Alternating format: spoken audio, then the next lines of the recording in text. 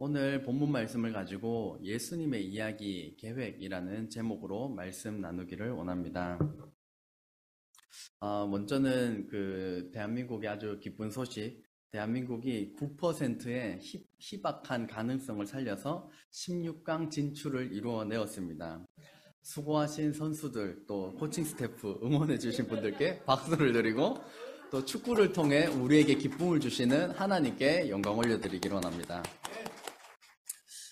다들 보셨겠지만 피파 랭킹 9위에 위치한 강호 포르투갈과의 경기였고 후반 45분 이제 추가 시간이 주어지는 그 타이밍에 손흥민 선수의 80m 질주를 하고 난 다음에 패스를 받은 황희찬 선수가 결승골을 집어넣어서 2대1로 승리를 거머쥐었습니다. 못 보신 분 혹시 계신가요? 꼭 보시길 바랍니다. 그게 하루 종일 TV에 나와가지고 안 볼래 안 볼 수가 없습니다. 아직 축구를 혹시 못 보신 분이 계신다면 제가 만약에 2대1로 우리나라가 포르투갈에게 승리를 거머쥐었다라는 이 결말을 알려드리고 난 다음에 경기를 접하게 되면 아무리 골 먹힐 위기가 있더라도 몇 골만 들어갈까요? 딱 한 골만 들어갈 겁니다. 2대1로 우리가 이겼기 때문에 아무리 많은 위기가 있어도 딱 한 번만 들어가게 될 것입니다. 그래서 그 결말을 알게 된다는 것은 좀 긴장도 덜 되고 그것을 볼 때 좀 안정감을 누리고 좀 즐길 수 있는 측면들이 있습니다.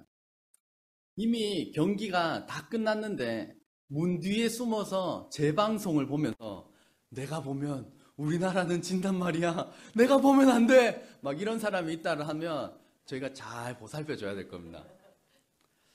저희 집사람은 TV에 나오는 방청객 스타일입니다. 누구보다 막 환호성도 잘하고 주인공이 막 울면 같이 우는 스타일입니다. 그래서 아침에 이제 아침마당이라는 프로그램이 나와가지고 그 주인공이 뭐만 하면 이미 감동의 도가니, 이미 눈물을 항상 같이 흘립니다.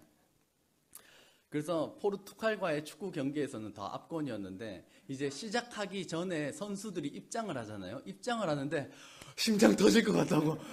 심장 터질 것 같다고. 그래서 경기를 못 봤습니다. 심장이 터질 것 같아가지고 그런 집사람을 보면서 제가 좀 더 신기한 것 같습니다. 어떻게 저럴 수가 있을까?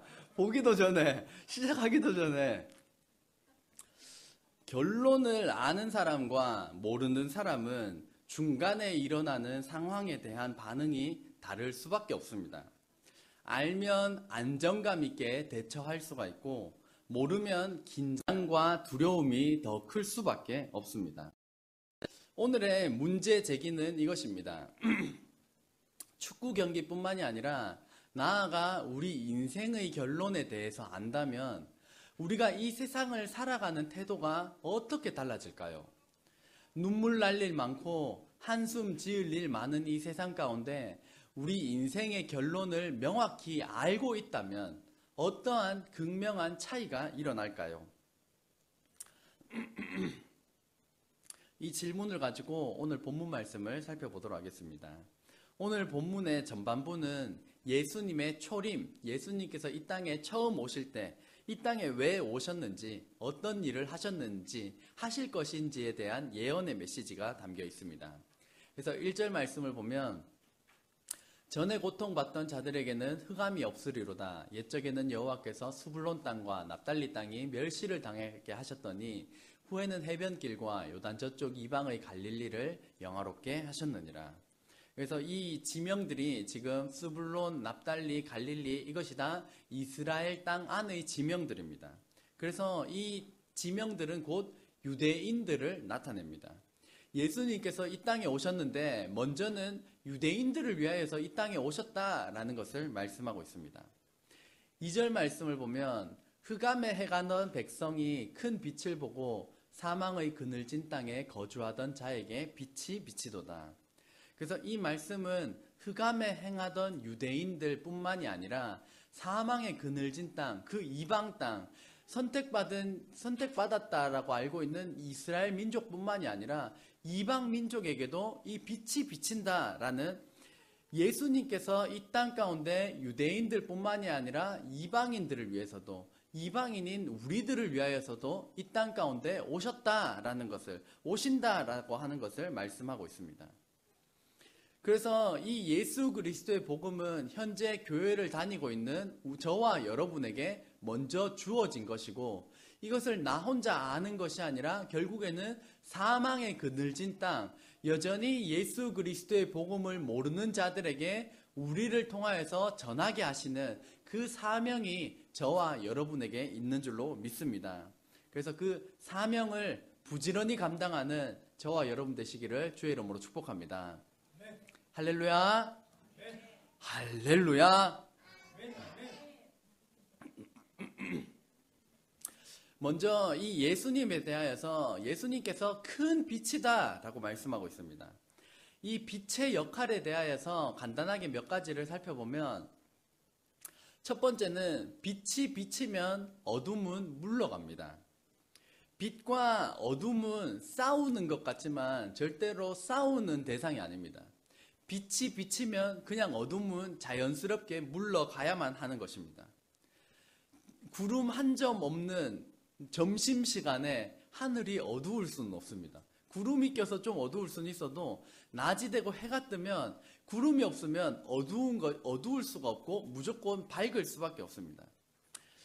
해가 뜨면 어둠이 아무리 그 자리를 지키고 싶어도 반드시 물러나는 것입니다. 그래서 빛은 어둠을 쫓아내는 것이 아닙니다. 시적인 표현으로는 빛이 어둠을 쫓아낸다고 할 수 있겠지만, 빛이 나오면 그냥 어둠은 물러가야만 하는 것입니다.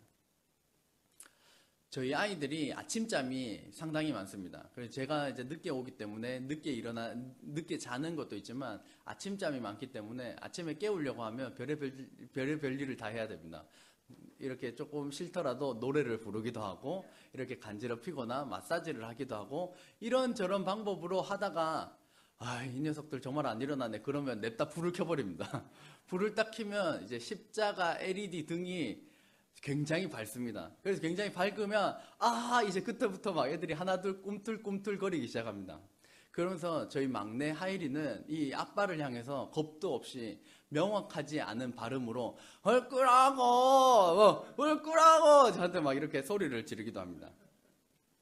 그만큼 빛이 딱 들어오면 어둠은 물러나는 것입니다.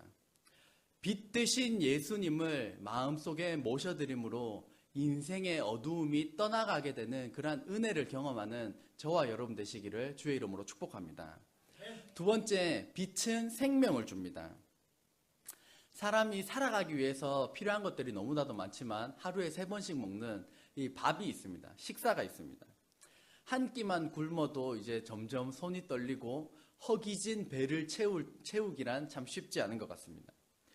우리가 생명을 유지하도록 만들어주는 음식물을 살펴보면 기본적으로는 곡물이 있는데, 세계 3대 식량이라고 하는 것이 밀가루, 쌀, 옥수수입니다. 이 곡물은 태양 에너지를 흡수하여서 성장을 하고, 그것들을 사람이 채취하여서 우리가 그 곡물들을 먹습니다. 태양이 없다라면 이 곡물은 자랄 수도 없고 성장할 수도 없습니다. 그러면 곡물이 없으면 고기 먹으면 되지 라고 이렇게 생각을 할 수도 있겠지만, 저희가 주로 먹는 고기는 소고기, 돼지고기, 닭고기 이런 것들인데, 소랑 돼지랑 닭이 곡물로 된 사료를 먹습니다. 그렇기 때문에 곡물이 없으면 가축들도 키우지 못하고 그렇게 연쇄고리처럼 되어 있습니다. 그러면 고기 말고 물고기 먹지 라고 생선을 떠올릴 수도 있을 텐데, 물고기들의 주된 음식은 플랑크톤인데, 이 플랑크톤 또한 태양빛이 없으면 만들어지지 않는다고 합니다. 모든 것이 이 태양과 관련되어 있습니다. 나무가 열매를 얻기 위해서도 광합성이라고 하는 태양빛을 에너지로 바꾸는 작업을 거쳐야 합니다. 그래서 우리가 살기에는 이 태양이 없어도 되지 아니면 이게 중요한가 라고 우리는 굉장히 인식하지 못하고 살아갈 때가 많지만, 우리가 먹는 것에서부터 다 연관되어져 있는 것이 이 태양입니다. 큰 빛으로 오신 이 예수님을 마음속에 모셔드려서 이 참 생명을 얻으시는 저와 여러분 되시기를 주의 이름으로 축복합니다. 세 번째, 빛은 우울함을 몰아냅니다. 세로토닌이라고 하는 호르몬의 이름을 들어보셨나요? 세로토닌은 행복 호르몬이라고 불리는 호르몬입니다. 그래서 우울증이 있는 환자들에게 이 세로토닌을 향상시킬 수 있는 그것이 포함된 약을 처방해 주는 것이 지금까지의 관행이었습니다. 그렇다면 우울증이 있는 사람들은 약을 처방받아서 이 세로토닌이 분비되도록 한다면 저와 같은, 여러분과 같은 우울증 약을 먹지 않는 사람은 언제 이 세로토닌이 만들어질까요? 언제 세로토닌이 만들어지냐면 낮에 햇빛이 있는 그 시간에 햇빛을 맞으며 걸어 다니면 그때 이제 세로토닌이 몸 안에서 분비된다고 합니다.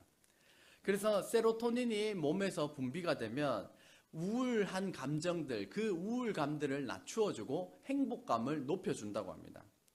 그래서 낮에 산책을 하실 때 내가 지금 돈 벌고 있다라는 이런 생각을 가지시고 열심히 낮에 햇빛을 많이 맞으시기를 바랍니다. 우울증이 있는 사람들의 이야기를 들어보면 의욕이 없고 그리고 우울하기 때문에 며칠이고 방에 박혀서 이 밖으로 나오지 않는 이 칩거 생활을 한다고 합니다.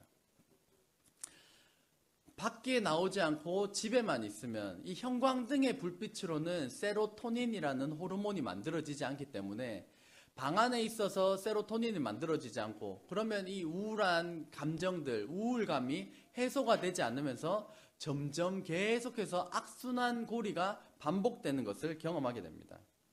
그래서 우울할수록 낮에 밖으로 나와서 햇빛을 맞을 때 세로토닌이 분비가 되면서 우울감을 낮추어주고 행복감을 높여준다는 것입니다. 이 빛 대신 예수님은 우리의 진정한 행복이 되시는 줄로 믿습니다. 세로토닌보다 강력한 이 행복의 근원 대신 예수님을 깊이 경험하는 저와 여러분 되시기를 주의 이름으로 축복합니다. 네 번째, 빛은 두려움을 몰아냅니다. 어둠도 몰아내지만 두려움도 또한 몰아냅니다. 이 무서워서 밤에 불을 켜고 주무시거나 TV를 켜고 주무시는 분들이 간혹 있습니다. 밤에는 오늘도 여러 호르몬의 이야기가 나오는데요. 밤에 깜깜한 밤에는 이 멜라토닌이라고 하는 호르몬이 분비가 되는데 촛불만한 밝기만 있더라도 이 멜라토닌이 분비가 되는 것을 방해한다고 합니다. 이 멜라토닌이 하는 역할은 잠이 잘 오도록 하고 이 몸에 축적된 피로를 해소시켜주고 정신적인 스트레스를 해소하는 것들이 밤에 깜깜한 밤에 잘 잘 때 일어나는 것입니다. 그래서 밤에 TV를 켜거나 불을 켜고 주무시는 분들은 그거를 꼭 끄고 깜깜한 밤에 잘 때 멜라토닌이라고 하는 호르몬이 잘 분비가 되면서 이 스트레스도 낮춰주고 몸도 회복하게 하고 잠도 잘 오게 하는 그런 효과를 누리시기를 바랍니다. 그래서 하나님께서 주신 자연 보약, 이 잠을 충분히 누리시기를 주의 이름으로 축복합니다. 그래도 괜히 무서운 영화를 본 날이면 불 끄고 자는 것이 간혹 무섭기도 합니다. 저희 장남 하늘이도 이제 밤에 무섭다라고 한 적이 없었는데 이월드에 가서 귀신의 집을 갔다 온 적이 있습니다. 귀신의 집을 갔다 온 이후부터 갑자기 밤에 불 끄고 자는데 침대 밑에서 뭐가 나올 것 같다든지 저 발 밑에 누가 있는 것 같다든지 이렇게 계속해서 불 끄고 자는 것이 무섭다라는 것을 이야기했던 적이 있습니다. 꽤 넓은 캄캄한 공간에 혼자 있어 본 경험이 있으신가요? 꽤 넓은 캄캄한 공간에 혼자 있게 되는 것은 생각보다 좀 굉장히 큰 두려움이 엄습하는 것이기도 합니다. 한 번은 저에게 이런 일도 있었습니다. 이제 집에 가면서 전화를 했는데 저희 집사람과 가족들이 다 집 밖에 나가고 집에 아무도 없다라고 했습니다. 그래서 집에 아무도 없구나라고 이제 열쇠를 꺼내서 문을 열려고 하는데 문이 열려 있었습니다. 그래서 내가 문을 열고 들어가야 되는데 집에 아무도 없다라고 했는데 문을 열려고 하는데 문이 열려 있었습니다. 그래서 핸드폰 플래시를 켜면서 이거 어떡하나 막 주저주저 하면서 이제 문을 열고 들어갔습니다. 제가 집에 들어가자마자 가장 먼저 한 것은 방방마다 불을 다 켜는 것이었습니다. 불을 여기저기 일단 다 켜놓고 난 다음에 핸드폰 막 플래시를 이렇게 들고 막 이렇게 하면서 혹시라도 도둑이 들어왔다면, 지금 혹시 숨어 있다면 있을 만한 곳이 어디일까? 침대 밑일까? 장롱 안일까? 뭐 여기저기 문 뒤일까? 책상 밑일까? 막 이렇게 벌벌 떨면서 하나하나 다 확인했는데 아무 데도 없었습니다. 그래서 이제 뭐 다시 정리를 하고 했던 시간들이 있었는데, 저도 마찬가지로 깜깜한 공간에 무서움과 이 두려움이 엄습을 하면 제일 먼저 하는 거는 일단 불부터 켜는 겁니다. 일단 밝아야 됩니다. 그런 것처럼 빛은 두려움을 몰아내는 것입니다. 오늘 2절 말씀에 보면 흑암에 행하던 백성이 큰 빛을 보고 사망의 그늘진 땅에 거주하던 자에게 빛이 비치도다. 빛 대신 예수님을 마음에 모시면 인생의 어둠과 두려움이 사라지게 되는 줄로 믿습니다. 흑암과 같은 우리의 인생, 사망의 그늘진 땅 같은 우리의 인생 가운데 큰 빛 대신 예수님을 충만히 경험하심으로 우리의 몸이 살아나고 우리의 영혼이 살아나는 그 기쁜 은혜와 감격을 경험하는 저와 여러분 되시기를 주의 이름으로 축복합니다. 강한 빛이 비쳐도 깨닫지 못하는 사람이 있습니다. 시각 기능을 완전히 상실한 사람, 완전한 시각 장애인들은 빛이 비쳐도 따뜻함으로는 느낄 수 있을지언정 시각적인 감각으로는 그 빛을 볼 수가 없습니다. 마찬가지로 예수님은 큰 빛으로 이 땅 가운데 오셨지만 눈이 있어도 보지 못하고 귀가 있어도 듣지 못하는, 영적으로 눈이 어두워졌기 때문에, 영적으로 귀가 가려졌기 때문에 이 큰 빛 대신 예수님을 보고도 이 빛을 깨닫지 못하는 사람들이 있습니다. 우리에게 이 큰 빛 대신 예수님을 알고 만나고 깨닫게 해주신 이유는 인식하지 못하는 사람들에게 이 큰 빛 대신 예수님을 전하라는 사명을 먼저 주시기 때문입니다. 영적으로 보지 못하는 우리 사랑하는 사람들에게 큰 빛 대신 예수님을 부지런히 증거하는, 그리하여 사명을 감당하는 저와 여러분 되시기를 주의 이름으로 축복합니다. 네. 할렐루야. 네. 할렐루야. 네. 이제 6절 말씀을 보면 이는 한 아기가 우리에게 낳고 한 아들을 우리에게 주신 바 되었는데 그의 어깨에는 정사를 메었고 그의 이름은 기묘자라 모사라 전능하신 하나님이라 영존하시는 아버지라 평강의 왕이라 할 것임이라. 이 예수님은 예언된 말씀을 이루기 위하여 오시는 이 예수님은 아기로서 이 땅 가운데 오셨습니다. 요셉의 자손으로 태어나셨지만 요셉의 씨를 받지 아니하고 성령으로 잉태되어 이 땅 가운데 아기로 태어나셨습니다. 왜 어른으로 오지 않고 아기로 오셨을까요? 성경의 예언을 이루기 위하여서 온 것이지만 아기의 상징적인 의미는 미래이자 소망의 의미를 담고 있습니다. 얼마 전에 이제 저희 센터와 관련해서 경산시 지역의 지역아동센터 페스티벌이 있었습니다.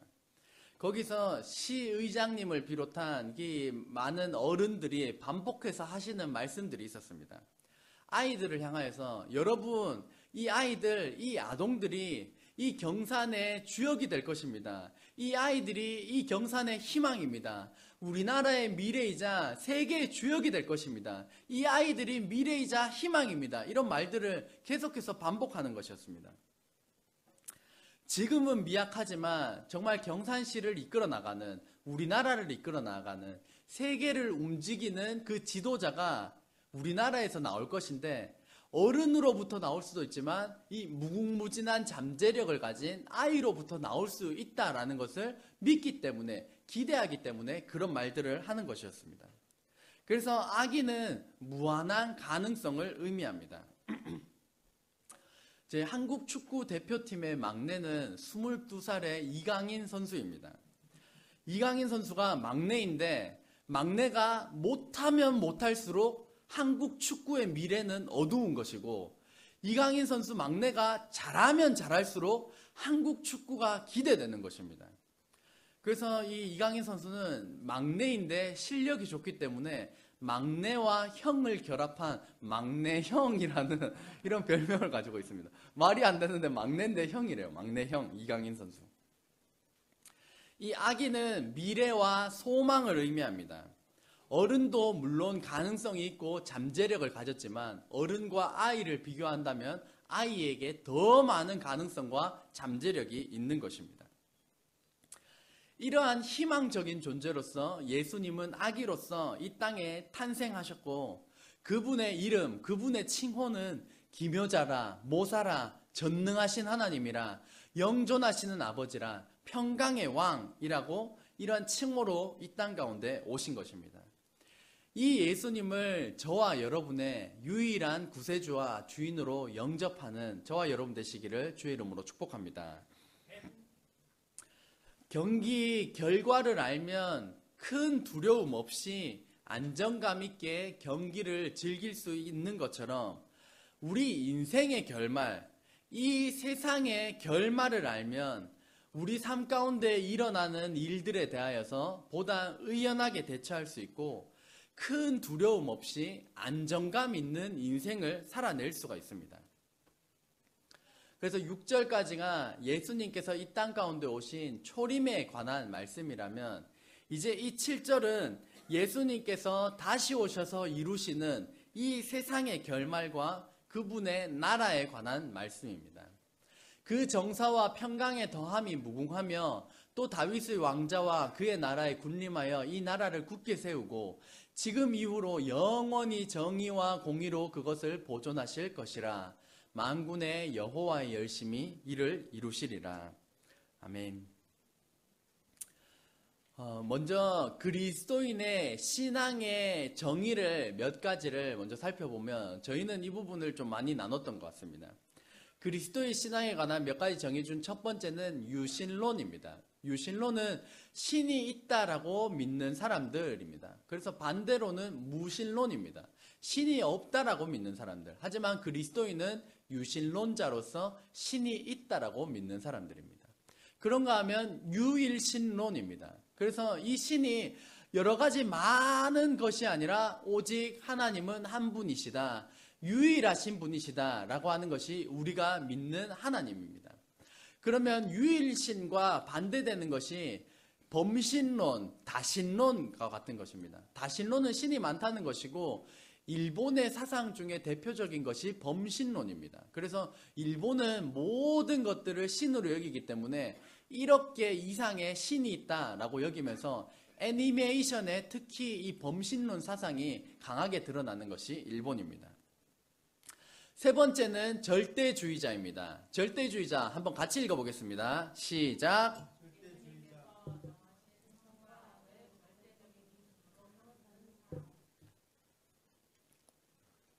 절대주의자는 예수님께서 정하신 선과 악을 절대적인 기준으로 삼는 사람, 그것이 곧 우리의 정체성입니다. 이것을 반대로 생각을 해보면 지금 세상은 포스트 모더니즘으로서 내 생각에 옳으면 옳다라고 주장하는 것이고 많은 사람들이 우기면 많은 사람들이 주장하면 그것이 옳은 것으로 여겨지는 세대입니다. 하지만 절대주의자는 내가 생각하기에 내 감정이 그렇기에를 따르는 것도 아니고 많은 사람들이 주장하고 우긴다라고 해서 그것을 옳다라고 여겨주는 것도 아닙니다. 그리스도인은 절대주의자로서 예수님께서 정하신 선과 악을 절대적인 기준으로 삼는 사람입니다. 그런가 하면 마지막으로 종말론자입니다.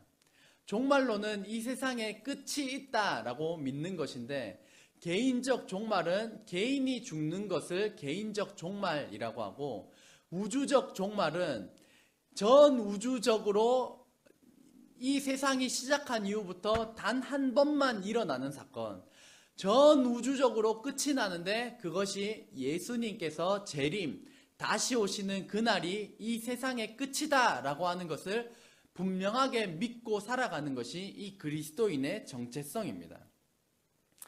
우리가 살아가고 있는 이 세상이 언제 끝이 날까요?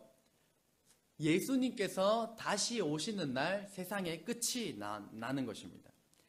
예수님께서 다시 오시는 날, 그렇다면 이 세상은 어떻게 될까요? 우리는 어떻게 될까요? 성경은 예수님 믿는 사람들은 천국으로, 예수님 믿지 않는 사람들은 지옥으로 가도록 하나님께서 정하셨다고 말씀하십니다. 그렇다면 천국은 어떤 곳일까요? 요한계시록에 따르면 이렇게 보석으로 된 곳이다 라고 하는 표현이 있는데, 그것은 이제 저희가 천국을 기대할 때 조금 덜 기대되는 것 같습니다. 왜냐하면 이 땅에서도 돈만 많으면 보석으로 얼마든지 꾸밀 수 있기 때문입니다. 그런가 하면 하나님의 완전한 통치, 하나님께서 주시는 완전한 평안함이 있는 곳, 그것을 천국이라고 말씀합니다. 그곳에서는 더 이상 골머리를 앓을 필요도 없을 것이고 골칫거리가 되는 근심할 일도 없는 곳입니다. 대표적으로 요한계시록 21장 4절 말씀이 이 천국에 대하여서 잘 말씀하고 있습니다. 같이 읽겠습니다. 시작. 모든 눈물을 그 눈에서 닦아주시니 다시는 사망이 없고 애통하는 것이나 곡하는 것이나 아픈 것이 다시 있지 아니하리니 처음 것들이 다 지나갔음이러라. 아멘. 천국에는 있는 것 빼고 없는 것 빼고 다 있겠지만 천국에 없는 것이 제가 파란 글씨로 표현해 놓은 것입니다. 천국에는 사망이 없고, 천국에는 애통하는 것이 없고, 천국에는 곡하는 것이 없고, 천국에는 아픈 것이 없다는 것입니다. 모든 눈물을 다 닦아주셔서 그러한 것들이 없는 곳이 천국이라는 것입니다.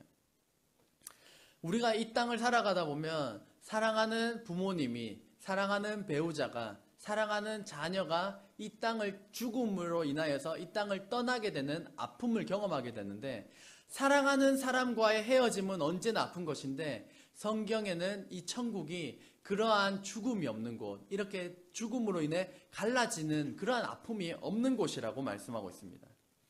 너무 가슴 아파서 애통할 일도 없고, 슬픔에 잠겨서 눈물을 흘릴 일도 없고, 나이가 들어서 아이고 무릎이 아프네, 허리가 아프네, 어디가 아프네, 큰 질병이네 라고 걱정할 것도 없는, 아픈 것이 다시 있지 아니하는 곳이 이 천국이라고 말씀하고 있습니다. 이러한 천국을 바라보며 살아가는 저와 여러분 되시기를 주의 이름으로 축복합니다. 그래서 그리스도인은 이 결말을 아는 사람들입니다. 그렇기 때문에 저희가 이 세상 가운데 좀 더 담대하고 당당하게 살아갈 수가 있습니다. 한 선교사님의 말씀을 따르면 살면 선교하는 것이고 죽으면 순교하면 되는 것이다. 그리스도인의 생애는 너무나 단순 명료한 것입니다. 그렇다면 예수님을 믿지 않고 심판받아서 끌려가게 되는 이 지옥이라는 곳은 어떤 곳일까요? 누가복음 13장 28절 말씀 같이 읽겠습니다. 시작. 너희가 아브라함과 이삭과 야곱과 모든 선지자는 하나님 나라에 있고 오직 너희는 밖에 쫓겨난 것을 볼 때에 거기서 슬피 울며 이를 갈리라. 아멘. 이 지옥에 대하여서는 슬피 울며 이를 가는 곳이라고 말씀하고 있습니다. 지옥으로 떨어지고 나면 더 이상 천국으로 갈 수 있는 기회와 희망이 전혀 없는 곳이 이 지옥입니다. 사람에게는 고통의 끝이 보여야, 고난의 터널의 끝이 보여야 어느 정도 희망을 품고 살아갈 수가 있는데, 지옥에 떨어지고 나면 그때부터는 희망이라고는 기대할 수가 없는 곳이 지옥이라고 말씀하고 있습니다. 영원히 슬피 울며 이를 갈면서도 죽지 않고 살아가야 하는 곳이 이 지옥입니다. 그런가 하면 이 지옥에 대하여서 또 다른 무서운 말씀이 있습니다. 47절에서 49절 말씀입니다. 만일 네 눈이 너를 범죄하거든 빼버리라. 한 눈으로 하나님의 나라에 들어가는 것이 두 눈을 가지고 지옥에 던져지는 것보다 나으니라. 같이 읽겠습니다. 시작. 거기에서는 구더기도 죽지 않고 불도 꺼지지 아니하느니라. 사람마다 불로써 소금 치듯 함을 받으리라. 아멘. 이 지옥에 대하여서 조금 그림이 그려지시나요? 사람이 들어갈 만한 후라이팬, 엄청난 크기의 후라이팬에 불을 떼고 기름을 붓고 난 다음에 그 뜨거운 곳에 사람을 넣는 것입니다.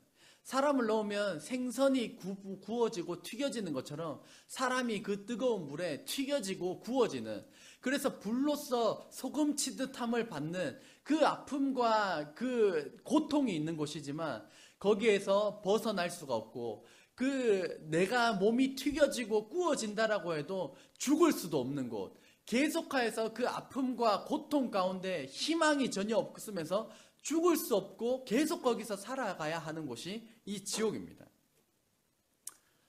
이 지옥에 대한 말씀을 통하여서 저와 여러분이 먼저 믿음 위에 올바로 서 있는지, 두렵고 떨림으로 우리의 구원을 이루어 나아가는 저와 여러분 되기를 바랍니다. 또한 우리가 사랑하는 사람들이, 나는 이 지옥의 이 후라이팬 위에 안 올라가도 되는데 내가 전하지 않아서 내 사랑하는 부모님이, 내 사랑하는 가족이, 내 사랑하는 자녀들이 이 지옥불, 이 후라이팬과 같은 곳에서 생선이 구워지고 생선이 튀겨지는 것과 같은 이 지옥에서 죽지도 못하고 그 고통 가운데 영원히 살아야 되는 것, 그것을 바라보면서 예수님께서 우리를 먼저 교회에 보내주신 그 사명, 예수님을 부지런히 증거하는 그 사명을 감당해 나아가는 저와 여러분 되시기를 주의 이름으로 축복합니다. 결론입니다.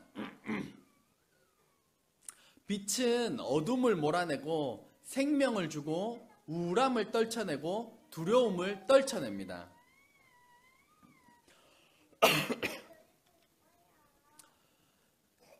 빛 대신 예수님을 내 삶의 구세주와 주인으로 영접해야 합니다.